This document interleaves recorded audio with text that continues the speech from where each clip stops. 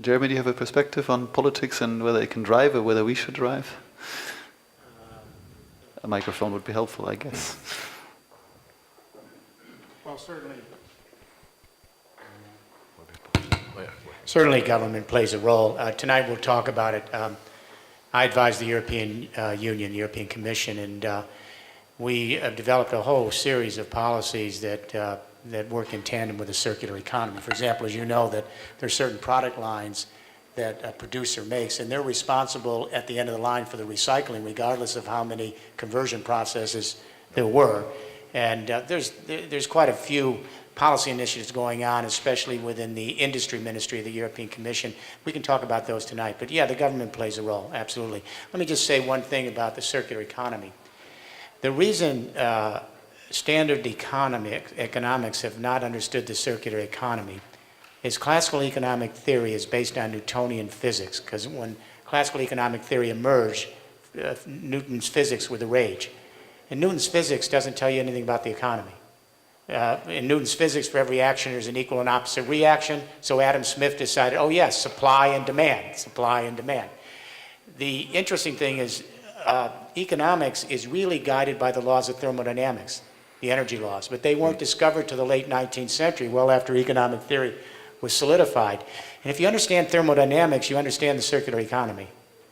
All economic activity is simply taking low entropy inputs in nature, embedded energy in materials or in fluid form.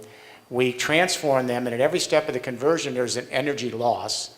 And then even the utilities and products we create eventually go back to nature in a more entropic state and have to be recycled. So if every engineer, every chemist, every biologist, and every architect studies thermodynamics and understands the circular economy. And that's why the circular economy concepts came out of the architectural field. Yeah. So what we need to understand is there's no such thing as an externality. What there is the economy is always a circular flow. It's based on the laws of thermodynamics. And when you measure productivity, you have to measure the short-term gain against the entropic loss. So based on thermodynamics, GDP is not a measure of your wealth. It's a measure of the temporary value of your goods and services at the expense of the energy conversion you've lost. So GDP is always a measure of your debt. It's not a measure of your wealth. It's a measure of your temporary value against your debt to nature. So if we move to a circular economy, it requires that our economics profession be completely reinvented and that we make sure every MBA student learns the laws of thermodynamics. Then the circular economy is just second nature once you do that. Okay, thank you very much, Jeremy. We'll go to gross national happiness like they do in Bhutan, which is a wonderful concept as well. Okay, any other question on growth national happiness? One more, okay, Boris B. Okay, sorry, if you could introduce yourself quickly and then ask the question, yeah. I have a question for Jeremy. My name is Boris Bizhangurazov. I'm from Kazina Capital Management, part of Sovereign Wealth Fund of Kazakhstan. What would be your view on nuclear energy, given that it's a non-carbon, and there are new technologies that can basically be very, very safe, I mean, to some extent, and can be quite efficient in terms of, getting energy from uranium? I don't spend much time on nuclear technology unless someone asks me about it, because frankly, I think from a business perspective, it's over. I think it's over. Let me explain why. There may be a lot of ideological issues, but from a business perspective, here's the situation. Nuclear power was pretty well dead in the water in the 1980s after 3 Mile Island and Chernobyl. It had a comeback. The comeback was the industry said, we are part of the solution for climate change because we don't emit CO2 with nuclear. It's polluting, but there's no CO2. Here's the issue, though. All of our scientific projections are interesting on this. Nuclear power right now is 6% of the energy of the world.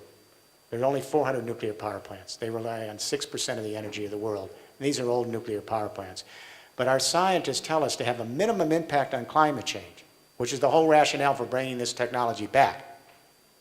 Nuclear would have to be 20% of the energy mix to have the minimum impact on climate change, not 6% of the mix. That means we'd have to replace the existing 400 nuclear plants and build 1,600 additional plants. 3 nuclear plants have to be built every 30 days for 40 years to get to 20%. And by that time, climate change will have run its course for us. So I think from a business point of view, I just don't see that investment. I'd be surprised if we replace 100 of the 400 existing plants, which would take us down to 1 or 2% of the energy. Number two, we still don't know how to recycle the nuclear waste, and we're 70 years in. Now, we have good engineers in the U.S. We spent 18 years and $8 billion building an underground vault in Yucca Mountain to store the waste for 10,000 years. We can't use it. We can't even store them. It's already no good because there are cracks in the mountain. But any geologist could have told them we live on tectonic plates. You can't keep underground vaults secure. Number three, we run into uranium deficits according to the International Atomic Energy Commission. You may know this, between 2025 and 2035 with just the existing 400 plants. So that means the price goes up. Number four, we could do what the French generation of new plants are doing and recycle the uranium to plutonium. But then we have plutonium all over the world in an age of uncertainty and terrorism. And then finally, and this is the big one that people don't realize, we don't have the water. Over 40% of all the fresh water consumed in France each year goes to cooling the nuclear reactors. It's almost 50% now. When it comes back, it's heated and it's dehydrating our agricultural and ecosystems, and it's threatening our agriculture. So we don't have the water, and this is true all over the world. We have saltwater nuclear plants, but then you have to put them on coastal regions and you risk a Fukushima because of tsunamis and ocean currents. And I would say the last thing on this is that nuclear power is centralized power. We'll talk about this tonight, like fossil fuels. It doesn't fit a new generation that's moving with the kind of technologies that are distributed, collaborative, and laterally scaled. It's an old technology. So it's no accident Siemens is out, Germany is out, Italy is out, Japan is now out. And I think with President Hollande's election, I met with him in the spring, they're moving toward a third industrial revolution model in France. I think I'd be surprised if nuclear has much of a life left. I don't think it's a good business deal. I agree with you.